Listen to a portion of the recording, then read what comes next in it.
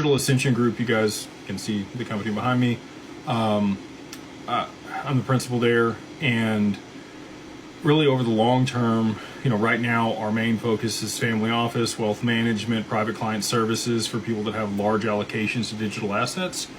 But over the long term, we want to be involved in a lot of different progressive tech.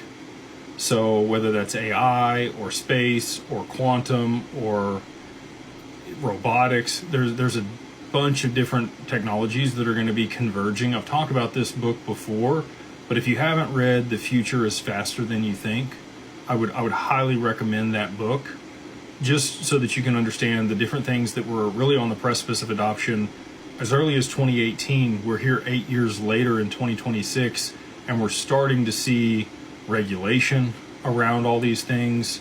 AI is a big piece of that. You had David Sachs as the AI and crypto czar there for Trump's cabinet, and now we have Patrick sitting in the crypto side of things. I don't know that David is just moved on specifically to AI, or if he's moved into a different role and away from government affairs. I'd have to go look at that, but I know Patrick's now kind of in the seat driving the crypto discussion. We've got the Clarity Act being marked up this week. Exciting to see that. You've got a lot of large banks and Ripple there in DC tomorrow, having continued conversations around that. They did pass the markup with no Democratic support here recently. So unless they do get some Democratic support there in the Senate, I think it's highly unlikely that you're going to see the Clarity Act passed in the short term.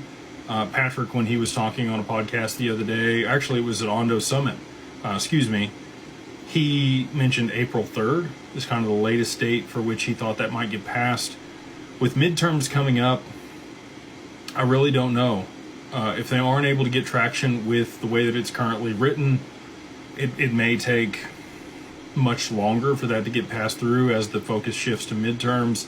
And if the Democrats do win enough votes in either the House or the Senate, I do think it's probably going to get much more difficult for the Clarity Act to get passed as it's written. And I do think that there's a possibility that it'll get segregated. I think that the DeFi component of that may get stripped out and voted on later through a separate bill. And you might see just the Clarity Act around the CFTC and the SEC and what their oversight is on when it comes to digital assets. So allegedly, this person says on TikTok, I think that there's probably going to end up being 3 different crypto bills. We had the Genius Act passed, which is great. That's going to provide demand for U.S. treasuries for stable coins here domestically in the U.S. when the reverse carry trade unwinds. I've been talking about that for a long time. We do have conflict over there in the Middle East continuing to escalate. We've got like 50% of one of the larger aircraft that the Navy has there in the region. Big deal. You've got Russia continuing to remove people from that region in anticipation of conflict escalating. Airspace and other things have been shut down. Lloyd's of London has increased the cost of insurance to move through the Strait of Hormuz. If that strait gets shut down, well, I shouldn't say if, I think when that strait gets shut down, you are going to see escalating oil prices there in